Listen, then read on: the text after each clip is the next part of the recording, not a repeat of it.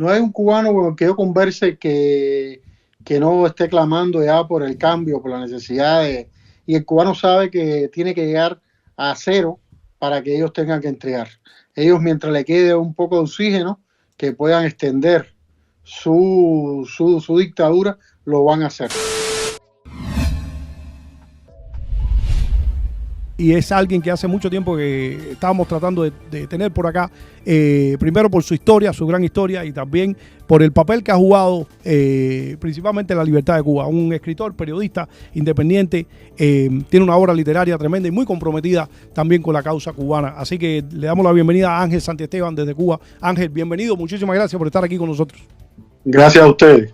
Buenas noches. Óyeme, debido a todo el acontecer, que yo creo que hay muchas cosas ocurriendo en el mundo, yo siempre digo que los chinos dicen que tiraban una maldición y decía, ojalá que te pasen cosas extraordinarias, porque dice que ellos consideraban que no te pasara nada, esa era la felicidad, ¿no? A nosotros, yo creo que se nos ha ido la mano, ¿no? En cuanto a que nos pasen cosas. Nosotros como cubanos y ahora en esta situación media sui generis, te quería preguntar, ¿cómo ves la situación? ¿Cómo se está viviendo en Cuba precisamente todo lo que está pasando en el mundo y sobre todo aquí en esta, por lo menos en nuestro hemisferio, ¿no? Occidental, aquí en el Caribe? Bueno, particularmente creo que estoy muy esperanzado con muchas libertades. Por ejemplo, lo que está ocurriendo en Irán, lo que ha ocurrido en Venezuela. Posiblemente ya Putin está tenso, está pegado a la pared para aceptar algunas condiciones con respecto a Ucrania. Es decir, las cosas han ido mejorando y en Cuba también hemos tenido algunas presiones que dan esperanza que la dictadura en algún momento tenga que entregar el poder y democratizar, en realidad, en verdad, democratizar a la nación cubana, a la política cubana, que tenga un espacio de criterios encontrados entre todos los factores de la sociedad. Claro. Ángel, el tema que está ahora en la palestra y lo que está hablando todo el mundo por acá, con cierto grado de especulación, por supuesto, porque como la información llega a cuentagota, pues tenemos que también prestarnos a la especulación y analizar un poco lo que está ocurriendo. Hay negociaciones entre el gobierno de Donald Trump y el gobierno y el régimen de La Habana. O qué es lo que está, o cuál es qué te dice tu olfato al respecto, qué es lo que está pasando. Me parece que la lógica dice que sí tiene que haberlo. Ellos no son suicidas. Creo que tienen que, viendo, no hay que tener muchas luces para comprender que ha llegado el momento de pactar, de hacer una transición pacífica y entregar la sociedad, democratizar la sociedad. Claro, tú que estás ahí dentro, ¿cuál tú crees que sea la propuesta, en este caso, del régimen? O sea, dispuestos a hacer cambios y quedarse como una especie de Cuba a la onda china, a la vietnamita. Creo que Bruno Rodríguez, precisamente, creo que estaba hoy por Vietnam. No creo que a pedirle consejos, probablemente fue a pedirle un poco de limosna, ¿no? Pero, ¿cómo tú crees que pueda ser la disposición o el plan que pueda tener el régimen respecto a lo que está ocurriendo? O sea, ¿cómo tú crees que ellos quisieran quedarse después de esto que estaba pasando? Sí, por supuesto. Yo creo que más bien va a ser al estilo, por lo menos desde mi percepción, va a ser al estilo de Putin, sin aparentar una democracia y sin embargo es una dictadura.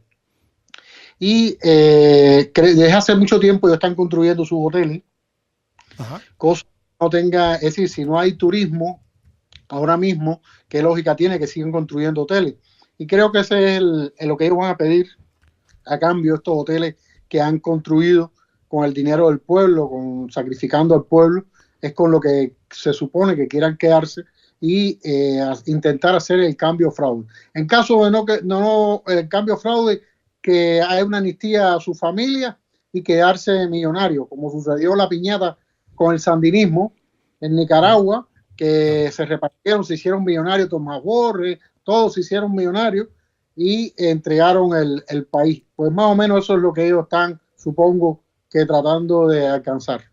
Bueno, siempre ha sido la sospecha cuando uno se ha estado preguntando, bueno, ¿por qué tantos hoteles si ni siquiera tienen para llenarlo mucho más de la mitad? En los tiempos normales siempre se mantenían vacíos y siempre se especuló por qué no invertir ese dinero precisamente en por lo menos arreglar las termoeléctricas, que mira esto que está ocurriendo ahora. Yo mencionaba que se había tenido yo acceso a alguien que me había dicho que cuando se había acabado un poco el mercado del azúcar, Lula da Silva le había aconsejado a Fidel Castro que empezara a invertir un poco en los derivados del azúcar porque ya el mercado no iba a ser igual, cosa que Fidel Castro no hizo. Tampoco reparó las termoeléctricas cuando le estaba entrando una cantidad de petróleo tremendo por parte de Venezuela y ellos revendían ese petróleo en lugar de agarrar ese dinero que era interesante, para no decir descomunal.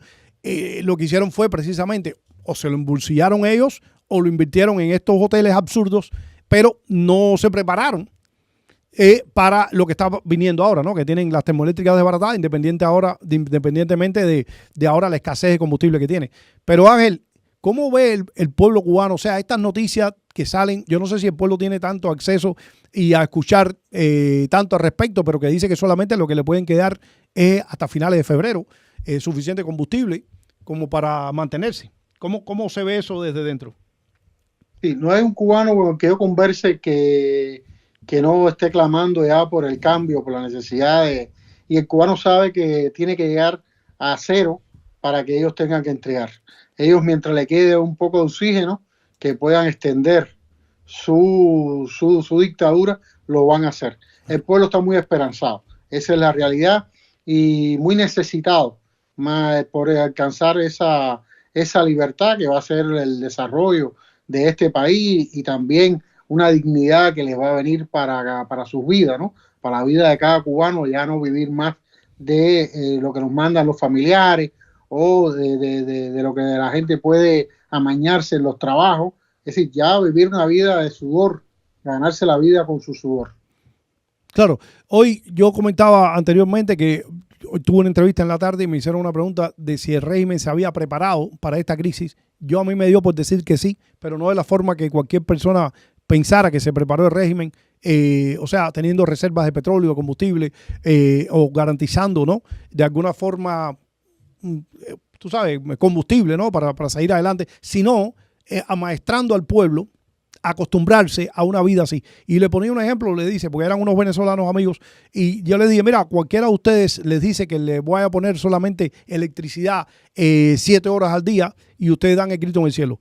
El cubano, hay pueblos hoy en Cuba, a los cuales tienen electricidad probablemente 4 horas al día. Si ahora le empiezan a dar 6 horas, se van a sentir beneficiados, se van a sentir dichosos de tener. Nos han ido maestrando. Exacto. Entonces, ¿hasta dónde? Es la gran pregunta, ¿hasta dónde ese pueblo está amaestrado o ya está al tope de decir, ya no puedo más y esta gente lo que han hecho durante tantos años es abusar de nosotros? Lo que pasa es que esta es una dictadura microscópica. Yo digo que el menor paso, un like, ya tiene un hombre en la puerta tocándote para decirte que puede encarcelarte, que tu familia puede tener problemas, que te pueden expulsar del trabajo, que tú tienes un hijo en la universidad, te lo pueden expulsar. Es decir, cualquier mínimo movimiento que se haga, ya tienes la seguridad del Estado encima.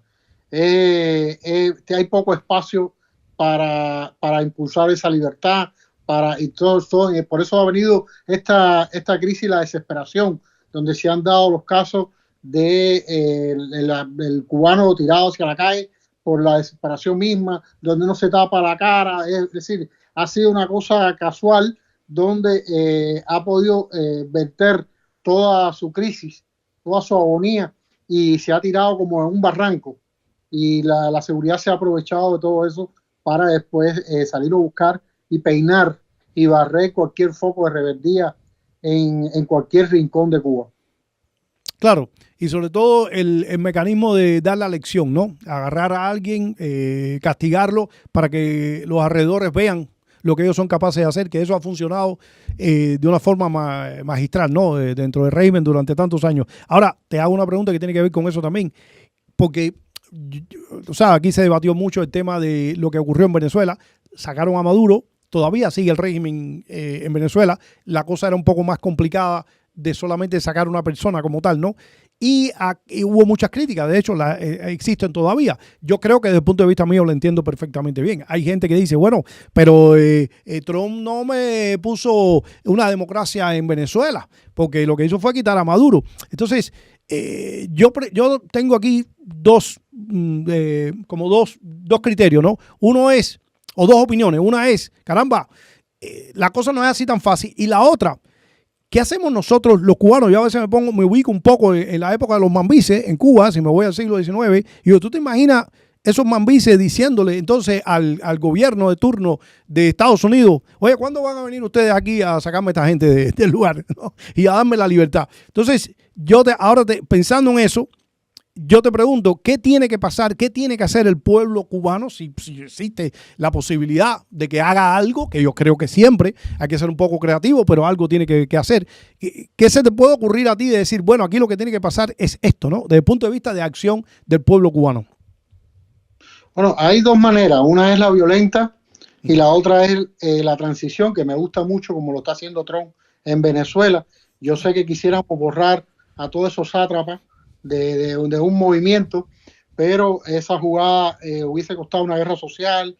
María Corina no podía llegar ahí en paracaídas y tratar de enfrentar al ejército y tratar, es decir, posiblemente lo más probable es que lo hubiesen matado, la hubiesen asesinado. Entonces me parece que ha sido magistral la manera en que están ocurriendo las cosas en Venezuela, y quizás en Cuba tenga que ser un poco más violenta. Quizás en Cuba no pueda ser de esa manera, o puede ser que sea más suave, fíjate, o más violenta o más suave que en Venezuela.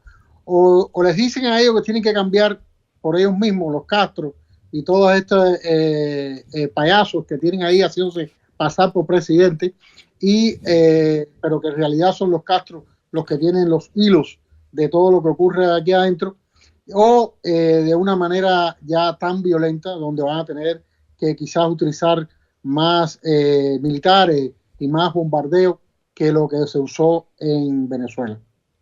La fórmula de encauzar a Raúl Castro, cosa que está sobre el tapete y no creo que sea nada disparatada, porque él mismo parece que en su euforia, en un momento determinado, declaró, hay un audio en las cuales él se acusa él mismo, vamos a decirlo así, ¿no? Declara de que él fue quien dio la orden, por ejemplo, de tumbar las avionetas de Hermanos al Rescate, que eran avionetas civiles en aguas internacionales. Es una causa que es muy factible que se la abran, y de hecho hubo una causa abierta. Tengo entendido que Clinton a finales de su mandato se cerró, pero que está ahí y es factible que se abra, y se está viendo eso, la posibilidad. ¿Cómo ves eso, que además se puede parecer un poco al modus operandi que se utilizó en Venezuela, de ir como etapas en crescendo, ¿no? Si vamos a ver, primero se declaró ¿cómo se llama? El Cártel de los Soles como una organización terrorista, después se empezó a dar una recompensa con Maduro, después, ¿sabes? Fue un proceso que duró de que Trump entró a que tuvo esa maniobra, ¿no? De entrar a Venezuela y sacarlo de forma quirúrgica de ahí. Pero ¿ves eso como una de las vías factibles que pueda ocurrir? Yo creo que ellos van a aprovechar. Ellos son una dictadura, son unos políticos que llevan mucho tiempo estudiando y han visto pasar mucho, y ellos van a darse como los útiles para lograr ese cambio, y van a aprovechar que Trump no es un político como tal, es un negociador, y ellos van a negociar, ellos van a querer negociar. Ellos también son negociadores. Claro. Ellos no son políticos, ni mucho menos. Ellos son también unos delincuentes que se apropiaron de Cuba, hicieron todos sus caprichos y jugaron con todo un pueblo por 67 años. Y eso es lo que ahora mismo ellos quieren jugar. Quieren jugar, ser las personas que pueden solucionar el problema a cambio de una amnistía y alguna posibilidad que se le dé a la familia. Raúl Castro no era como Fidel. Fidel no le importaba a su familia. Raúl Castro sí es una mamá pollito, donde sus familiares, sus hijos, sus nietos, sus sobrinos, él los necesita debajo de él para cuidar. Y yo estoy seguro que si él está sufriendo en estos momentos es que a su familia le vaya a suceder algo, sobre todo a sus hijos y a sus nietos. Y él va a hacer todo lo posible porque eso no les ocurra a ellos. Estoy muy de acuerdo contigo y además me parece a mí que es un elemento siempre a tener en consideración cuando tienen algo que perder, pues lo piensan 3 veces, ¿no? Decía el ejemplo de Esparta, la gente que visitaba Esparta decía, yo entiendo por qué estos son tan valientes y no tienen miedo a morir, es que la forma con la que viven aquí, pues yo también estuviese dispuesto a morir, no a vivir, ¿no? Porque vivían en unas condiciones terribles. Pero ellos, y el pueblo cubano sí vive así, pero ellos no, tienen mucho que perder. No solamente desde el punto de vista, monetario, tienen la familia que no están acostumbrados ni quieren inmolarse, que yo creo que ninguno de ellos tuvo nunca espíritu de inmolarse ni nada por el estilo, pero yo me imagino que también sí piensa, estoy muy de acuerdo contigo. Ahora, ya que hablaste de la familia, ¿cómo tú ves? Hay un rumor que yo no he podido comprobarlo, lo lanzamos acá en el programa de vez en cuando porque ya es un rumor que se ha expandido de una forma tremenda, ya todas las redes sociales por lo menos hablan de ello, de que el mismo Alejandro Castro esté negociando, incluso se decía que había estado por México negociando con alguien de la CIA.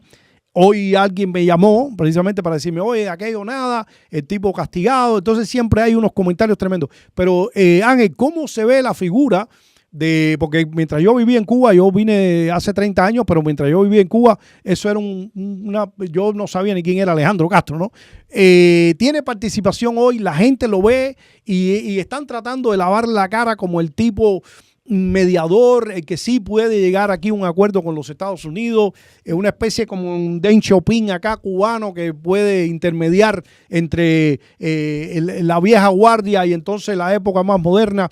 ¿Cómo se ve el tipo o una persona despreciable igual que toda su familia? No, recuerda que él estuvo en las negociaciones con Obama. Él estuvo todo el tiempo ahí y ya él tiene una experiencia de cómo lograr las cosas, de cómo hacer el acercamiento. Y sí creo que de alguna manera Raúl en un momento lo escondió. No se sabe, la gente decía que era por los sónicos, se ocurrió muchas cosas, sí. Y lo escondió. Raúl lo desapareció de la vista pública. No sé si como ficha bajo la manga para sacarla ahora, para que él negocie, o con la necesidad de cuidarlo. Una de estas dos juegos, pienso yo que haya querido ser Raúl, una o cuidarlo o otra guardarla como ficha de juego, de cambio, de negociador en su momento. En cualquiera de las dos, yo a la dictadura no le creo ni la verdad, pero Trump está diciendo que hay conversaciones, lo ha dicho como mínimo 2 veces y sí creo que sí, que hay alguna comunicación, no sé si será Alejandro, quién será, pero el río suena y algo trae. Claro, tomando ese mismo elemento de que no se les puede creer al régimen, ya vimos lo que habían dicho, varias personas habían cuestionado a ellos sobre si habían cubanos en Venezuela y dijeron aquello que era una patraña, que era una infamia, acusarlos. Hay muchos videos de todos ellos diciendo que no, y al final de la historia ven ustedes, vemos lo que pasó. Ahora, basado en eso también, Díaz-Canel dijo recientemente que no estaban habiendo negociaciones con los Estados Unidos. Fernández de Cosío hoy declaró igual, utilizó algo, dice, han habido mensajes, pero no conversaciones como tal. Sin embargo, Donald Trump dice que sí, que él está negociando con la cúpula alta del régimen. Aquí hay dos cosas. Una es, o estos dos personajes están mintiendo, o estos dos personajes son tan cero a la izquierda que no están contando con ellos para las negociaciones, que pienso yo que puede pasar también, ¿no? Porque quién es Díaz-Canel verdaderamente dentro del mando jerárquico en Cuba, ¿no? ¿Cuál es tu opinión al respecto? ¿Que están habiendo conversaciones o cuál de las dos versiones? O si tienen una tercera, ¿qué piensas al respecto? Sí, yo pienso que sí. ¿Quién le va a decir a cualquiera de los Castro que no puede ir a México, o a qué va a México, o cuando regresa dice tú que fuiste a hacer a México? Sí, no hay nadie que tenga la altura para hacerle esa pregunta, por ejemplo, al mismo Alejandro. Uh-huh. Entonces, pero sí hay posibilidades de que estén esas conversaciones a partir de lo que Trump está diciendo. Trump, una cosa él es que si dice que algo viene, él juega con eso, a veces tira, pero siempre hay cosas ciertas detrás de lo que dice. Claro. Ángel, un tema que me resultó el fin de semana curioso lo vi como un peligro. Yo dije, esta gente o son suicidas o yo no sé a lo que están jugando, porque es tan difícil interpretar también las maniobras de los movimientos del régimen.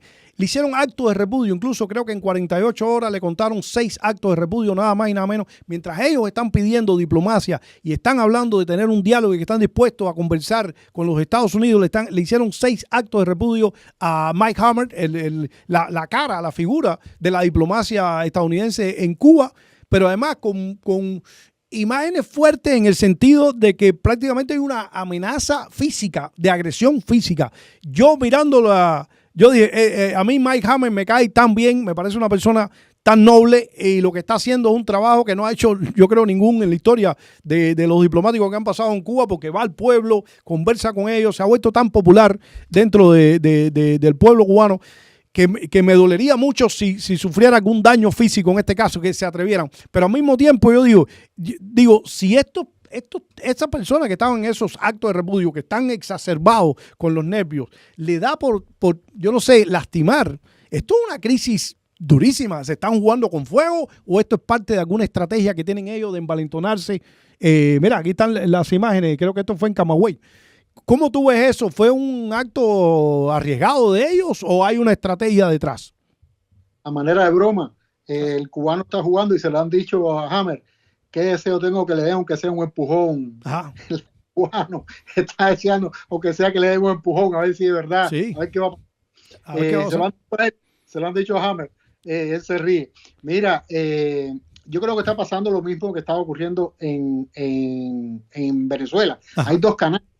Hay un canal que era el que tenía Maduro, que le decían, tú resistes ahí, que ellos no se van a tirar, tú estás cubierto, nosotros, y el otro canal, esa misma gente lo estaban negociando, claro, lo estaban vendiendo.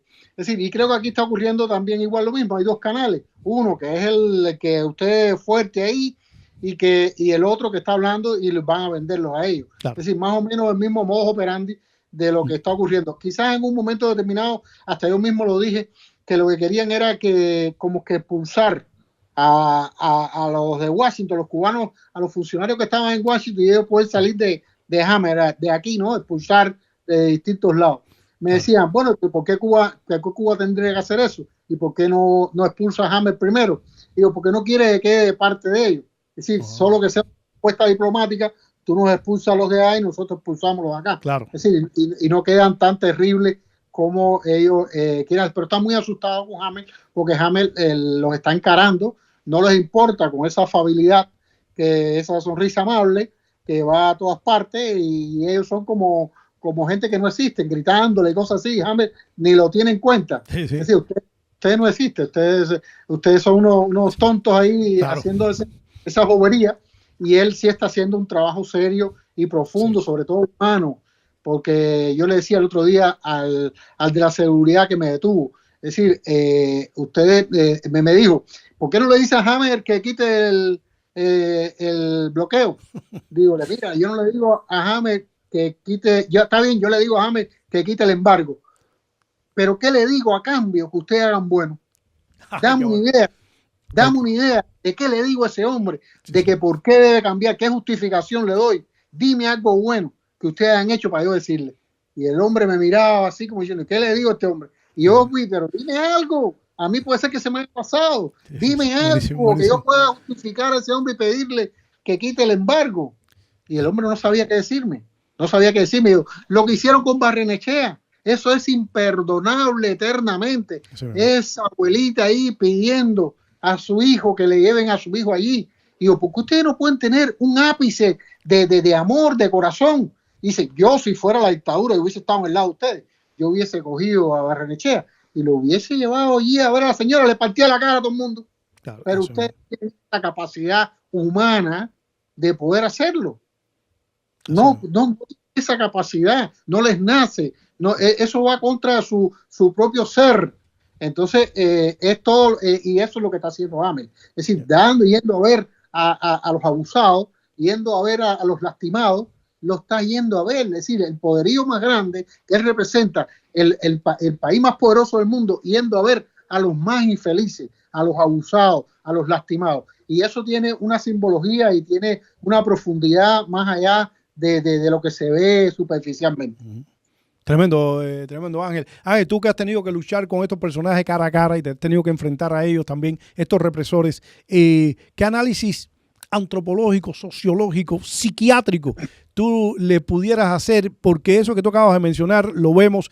Yo siempre digo que tú puedes incluso tener esa orden de reprimir, pero yo siempre he leído, y esto viene incluso de Fidel Castro, que aunque hay gente que me dice, no, son ellos y él está en otro nivel. No, está en el espíritu de Fidel Castro, de esa especie de sadismo, de hacer sufrir a la otra persona. Y creo yo leerles que hay un placer en ello. Ya por eso digo que entramos en el campo de la psiquiatría. Fidel Castro, estaba el caso de Aramis Taboada, que era un personaje en la historia de Cuba que lo defendió a él incluso cuando el juicio del Moncada. Era una persona incluso que lo ayudó durante toda esa juventud que tuvo después. Fue también parte de las personas que luchó contra Batista. Estuvo en el proceso revolucionario. Cuando todo cambió, era un abogado. Era un tipo que además le digo, mira, yo no estoy de acuerdo con lo que está pasando. Lo meten preso y creo que en el año 85 Aramis Taboada cae con un cáncer que se está muriendo. Dolores tremendo, lo que le quedan son semanas de vida y le dicen a Fidel Castro, mira, lo que le quedan son semanas, está pidiendo ir, reunirse con su familia y le dice que termine su condena. Y yo siempre digo, caramba, este tipo es sádico, esto no quiere justicia, este hombre lo que tiene un placer. Y yo creo, Ángel, yo no sé ese análisis, pero que se expande, es como una plaga, ¿no? Que también se le inculcan a estos represores y entonces hay un placer detrás de su represión que es sádica. O sea, no solamente te voy a reprimir porque voy a evitar que tú hagas algo. No. Yo me voy a disfrutar el sufrimiento tuyo. Tú que te has enfrentado a ellos cara a cara y lo has conocido más de cerca, ¿qué análisis tú crees que socialmente qué es lo que puede estar pasando en la cabeza de un represor? Mira, yo creo que ellos en estos momentos están asustados. Ya ellos no son gente bruta como tal, que no puedan capaces de pensar, de ver lo que le viene encima. Y ya yo creo que lo están visualizando. Pero están en una posición donde no pueden abandonar. Yo hasta más le dije, cuando cayó el campo la Unión Soviética, la KGB pasó a ser la mafia. Porque ustedes hacen lo mismo que la mafia. Claro. Dar golpes, abusar, perseguir, es decir, eso es lo que y cobrar, es decir, cobran tu silencio y allí y la mafia cobra dinero. Todo tiene un sentido y ustedes cuando esto caiga, ustedes van a ser los mafiosos. Le dije yo, ustedes van a ser los mafiosos en Cuba, porque no tienen otro oficio, no saben hacer otra cosa. Y él me miraba y ellos tienen situaciones humanas, igual que nosotros, tienen su familia. Los familiares están, es decir, ellos están defendiendo, miren la contradicción que ellos caen, ellos están defendiendo la agonía de su familia. Así mismo. La familia está pasando los apagones, están pasando los problemas de hambruna, están pasando, es decir, ellos y tienen la posibilidad de que se les enferme y se les muera, porque en los hospitales se están muriendo por falta de asistencia, por falta de interés de los médicos, que no les interesa ya lo que te está ocurriendo, por falta de medicina. Es decir, una cantidad de situaciones que pagamos todos por igual. Ellos están tan en el nivel bajo, igual que nosotros, están en la parte del pueblo. Claro. No son mejores, ni pueden salvarse, ni pueden vivir mejor que nosotros. No. Es la situación, y creo que ellos son unos sacrificados igual. Lo que pasa es que ellos van a pagar el doble, porque están haciendo sufrir a su familia y después también van a pagar por cumplir las órdenes, que es lo que van a decir, no, yo cumplía órdenes. Pero bueno, en Nuremberg, todos esos generales decían, yo cumplía órdenes y los ahorcaron. No, sí. Decir, eso no te limpia de pecado, no, olvídate, tú cumplías orden, pero tú tienes que, incluso eso existe también, ¿no? Claro. O sea, esas discusiones existen en grado militar, incluso, no solamente que tú cumplías orden, hay un límite ya también de hasta dónde esa orden se convierte en un acto criminal, ¿no? Y a qué nivel y salvaje. También aquí cae eso que tú mencionaste, que ellos sufren, Ángel, volvemos un poco a Esparta, ¿ok? Eso psicológicamente está estudiado. Tú no puedes ponerlos cómodos. El tipo que está cómodo ve que tiene algo que perder. Esta gente no, esta gente vive en el sufrimiento, no tienen, se sienten que ¿qué puede pasar? Viven en la miseria, no tienen nada que defender, no tienen un futuro tampoco, porque y entonces es más fácil de controlar a esa persona, ¿no? Como tal, como represor. Lo pones a hacer lo que a ti te dé la gana, ¿no? Lo tienes controlado a través de la pobreza. Vimos acá testimonios de los que habían fallecido en Venezuela.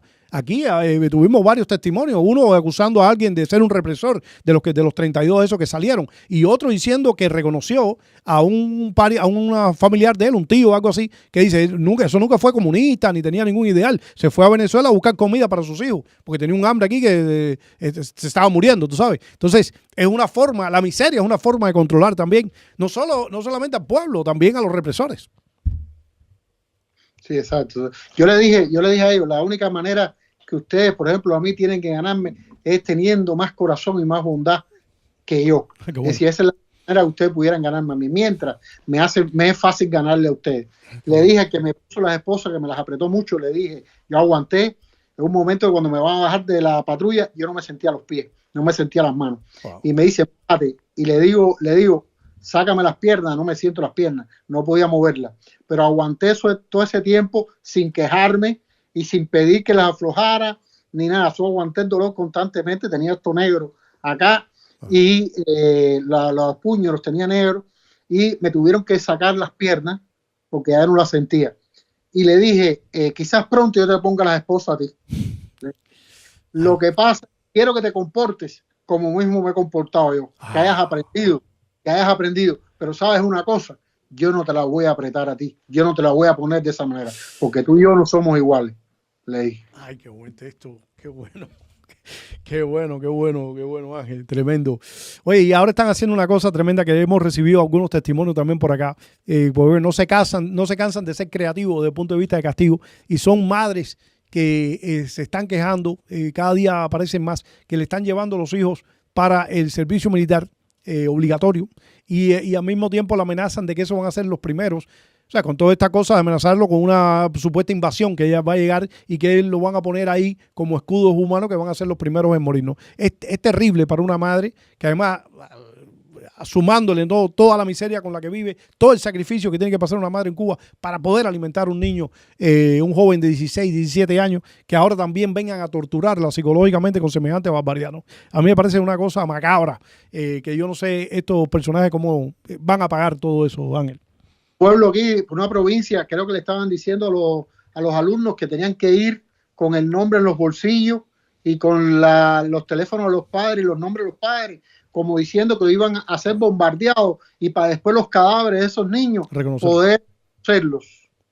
Fíjate cómo están llegando. Eso es ya el terror, ya a la enésima potencia, ya el terror para que los padres no se presten para nada, porque tus hijos son carne de cañón y van a morir. Los americanos te van a matar los hijos y todo eso así, y buscando ya ese susto en la familia a ver que pues están tan necesitados ya de una reacción contra la otra reacción, ¿no? La reacción en contra que tienen ellos, ya no saben qué inventar.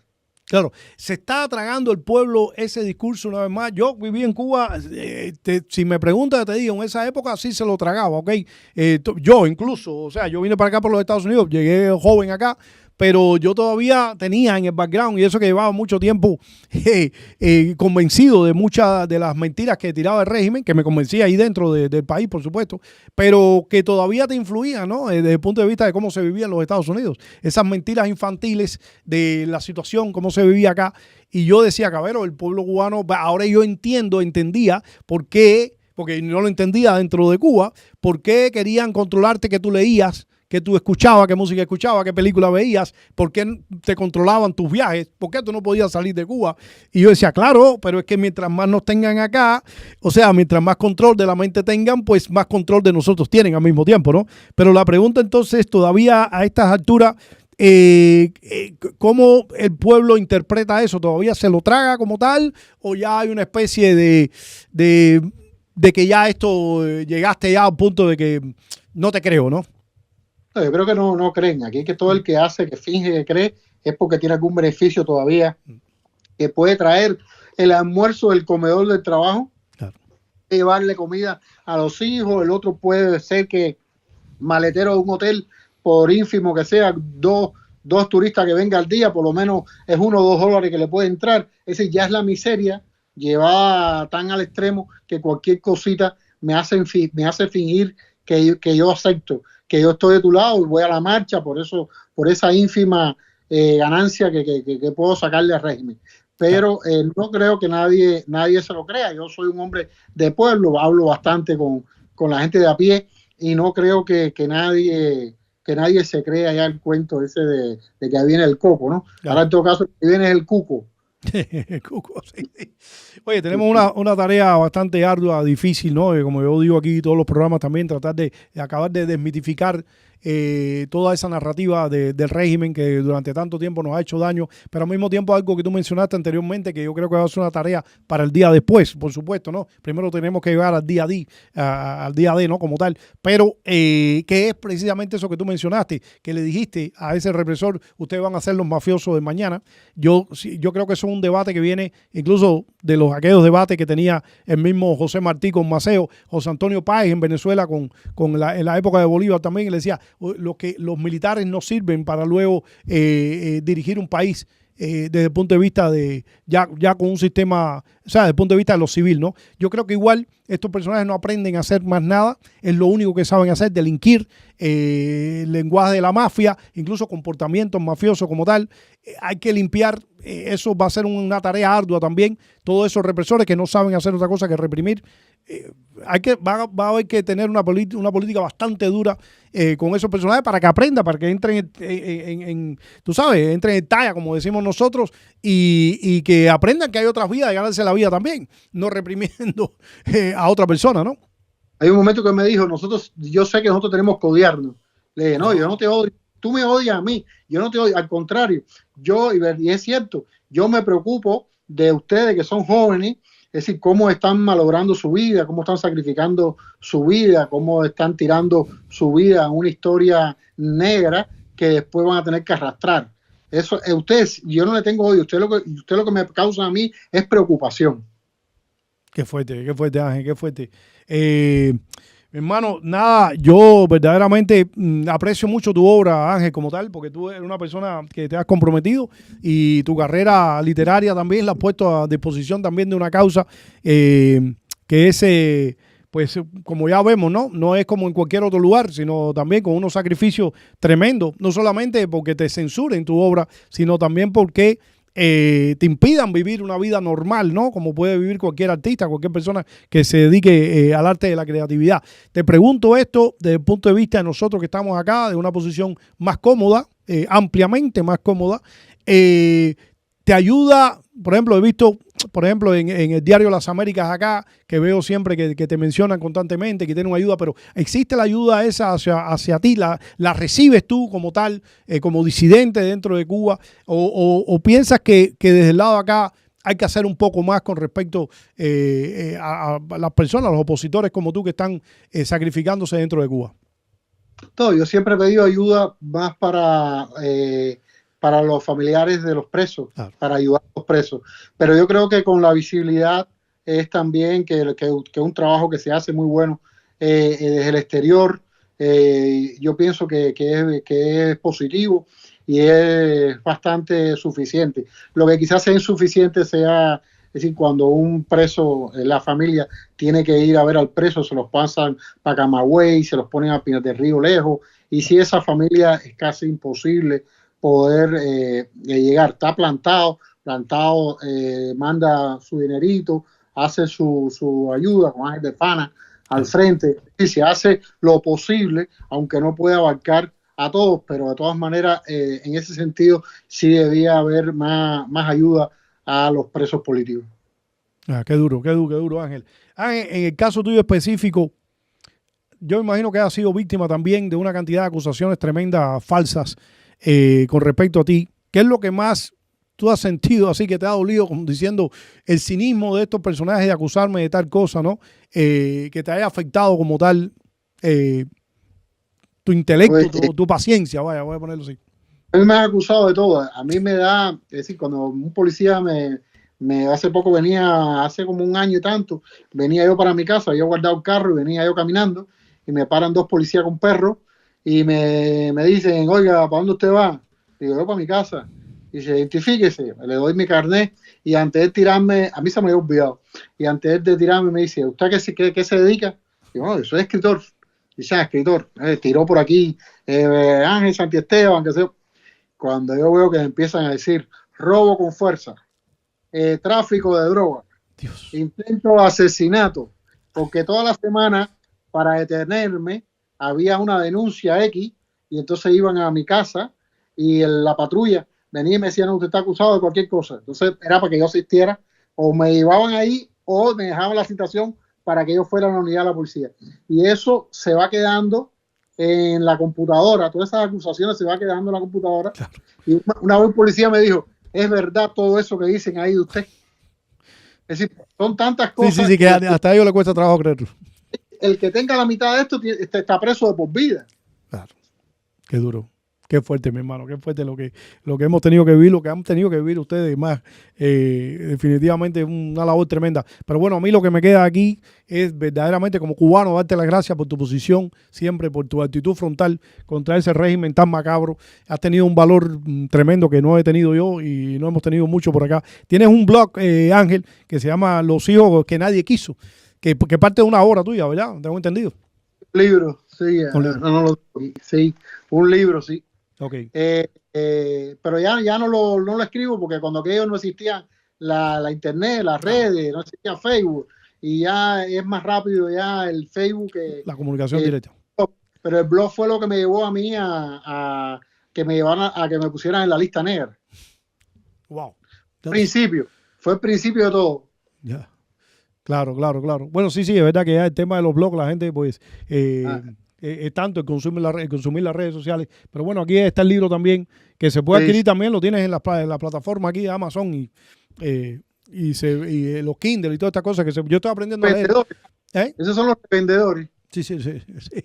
Yo estoy aprendiendo a leer el Kindle ahora, así que me cuesta trabajo, pero ahí estamos. Bueno, Ángel, nada, mi hermano, te agradezco tremendamente esta comparecencia aquí, esta conversación aquí un rato contigo para entender un poco lo que está pasando en Cuba, el presente, y bueno, tratar de especular también un poco nosotros con el futuro, que esperemos que prontamente pues tengamos un cambio y vamos a ver cómo se produce ese cambio, que es lo que todo el mundo está. Yo creo que el cambio es inminente. Aquí lo que es la expectativa de cómo va a ser, ¿no? La incógnita. Un abrazo para ti y para Luis Leonel. Dale, mi hermano, gracias a ti también, a tu esposa también un saludo. Y bueno, un abrazo en la distancia. Ojalá nos lo podamos dar pronto cara a cara. Yo sé, pronto. Dios mediante.